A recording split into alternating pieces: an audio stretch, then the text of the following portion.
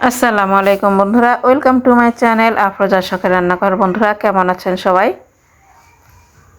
আমি আসলে বেশ কিছুদিন আপনাদের মাঝে নিয়মিত রান্না নিয়ে হাজির হতে পারছি না বলে দুঃখিত।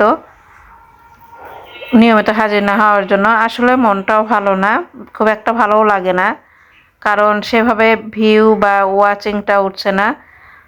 আপনারা যদি সবাই সাহায্য এবং সহযোগিতা না করেন তাহলে আসলে এটা সম্ভব না। তাই আপনাদের কাছে আমি সাহায্য এবং সহযোগিতা চাইছি।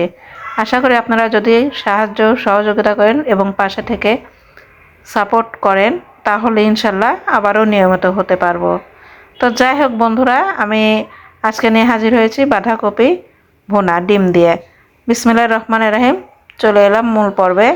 আমি পরিমাণ মতন তেল দিয়েছি, দিয়ে দিলাম পেঁয়াজ কুচি। পেঁয়াজটা আমি হালকা করে নেড়ে চেড়ে নিব, এটা একদম ব্রাউন কালার করে ভেজে নিতে হবে না।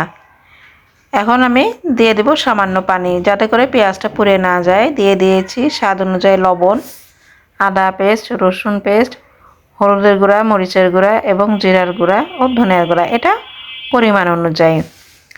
মশলাটা খুব ভালোভাবে কষিয়ে নিতে হবে। কষিয়ে নিয়ে দেন এখানে দিয়ে দিতে হবে বাঁধাকপি কুচি। বন্ধুরা, বাঁধাকপিটা আপনারা দেখলে বুঝতেই পারবেন যেটা আমি কিভাবে কেটে নিয়েছি। আমরা সাধারণত চাইনিজের জন্য যে বাঁধাকপি রান্না করে থাকি বা বাঁধাকপি কেটে থাকি, সেইভাবে এটা কেটে নিয়েছি।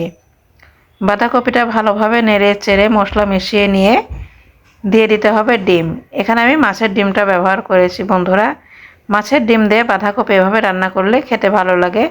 আশা করি আপনাদেরও খারাপ লাগবে না, আপনাদেরও ভালো লাগবে। মাছের ডিমটা দিয়ে ভালোভাবে নেড়ে চেড়ে দিয়ে দিয়েছি কয়েকটা কাঁচামরিচ। এটা ঝাল অনুযায়ী যে যেমন ঝাল খাবে। তো বন্ধু, আপনারাও এইভাবে আপনাদের ঝাল পছন্দ অনুযায়ী দিয়ে নেবেন। এটা অলমোস্ট হয়ে আসছে প্রায়। বাঁধাকপি রান্না হতে আসলে বেশি সময় লাগে না।